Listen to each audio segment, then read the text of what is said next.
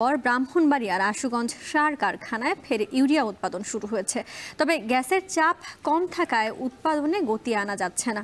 এ নিয়ে বিস্তারিত জানাতে আশুগঞ্জ থেকে যুক্ত হচ্ছেন আজিজুল সঞ্জয়। সঞ্জয়, সার কারখানায় উৎপাদনের বর্তমান পরিস্থিতি নিয়ে একটু জানতে চাই এবং সেই সাথে জানতে চাই গ্যাস সংকট নিরসনে কোনো পদক্ষেপ আছে কিনা।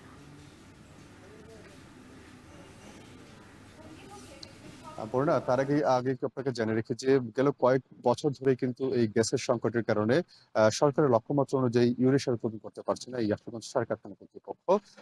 মূলত গত বছরের 21শে ফেব্রুয়ারি থেকে গ্যাস সরবরাহ বন্ধের কারণে এই কারখানায় ইউরিয়া সার উৎপাদন বন্ধ করেছিল কর্তৃপক্ষ।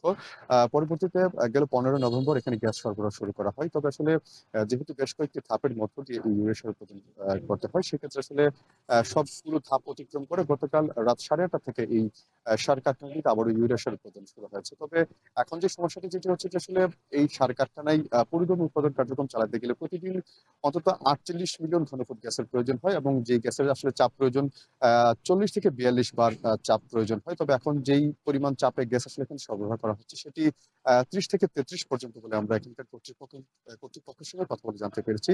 যার ফলে আসলে এখন যে উৎপাদনের যে গতি কিন্তু আনা যাচ্ছে না।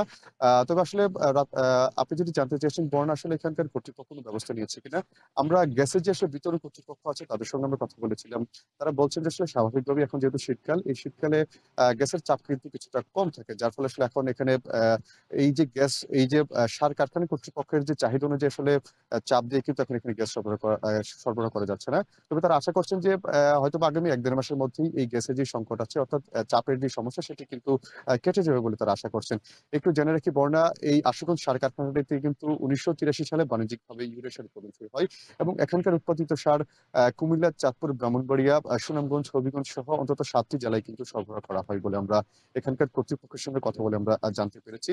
এবং এই সার কারখানাটি কিন্তু প্রতিদিন অন্তত ১১০০ টন ইউরিয়া সার উৎপাদনে সক্ষম। তবে যেহেতু এই সার কারখানার যেসব যন্ত্রপাতি আছে সেগুলো বেশ পুরনো এবং এগুলোর আয়ুষ্কাল ফুরিয়ে গিয়েছে। যার ফলে এখন স্বাভাবিকভাবেই কিন্তু এই ইউরিয়া সার উৎপাদনের যে সক্ষমতা সেটি কিন্তু হ্রাস পেয়েছে। এখন কিন্তু আমরা যে তথ্যটি পেয়েছি যে ২০২২-২৩ অর্থবছরে এই সার কারখানায় ইউরিয়া সার উৎপাদনের জন্য লক্ষ্যমাত্রা নির্ধারণ করা হয়েছিল ৩ লক্ষ মেট্রিক টন। তার বিপরীতে মাত্র উৎপাদন হয়েছে ১,৫৭,০০০ টনের কিছু বেশি। এছাড়া যেটি শেষ হয়েছিল অর্থবছর ২০২৩-২৪ অর্থবছর, এই অর্থবছরেও এখানে লক্ষ্যমাত্রা নির্ধারণ করা হয়েছিল ১,০০,০০০ মেট্রিক টন সার উৎপাদনের জন্য। তবে তখন উৎপাদন করা হয়েছে মাত্র ৪৮,০০০ টনের বেশি। অর্থাৎ প্রতি অর্থবছরেই কিন্তু এখানে সরকারের যে লক্ষ্যমাত্রা থাকে সার উৎপাদনের ক্ষেত্রে, সেক্ষেত্রে কিন্তু এই সার উৎপাদন করা যাচ্ছে না। মূলত এখানে গ্যাসের যে সংকট, এই সংকটের কারণে এই সময়টি করা যাচ্ছে না। তবে বর্ণা তারা আশা করছেন যে এই গ্যাসের সংকটটি কেটে গেলে আবারও তারা পুরোদমে কার্যক্রম শুরু করতে পারবেন উৎপাদন। সেক্ষেত্রে এই যে এখন যেই সমস্যা যেটি হচ্ছে সেটি আর থাকবে না। তো বর্ণা আমার কাছে এই ছিল আশুগঞ্জ সার কারখানা থেকে এখানকার উৎপাদন সম্পর্কিত সবশেষ তথ্য। আশুগঞ্জ থেকে যুক্ত ছিলেন সহকর্মী আজিজুল সঞ্জয়।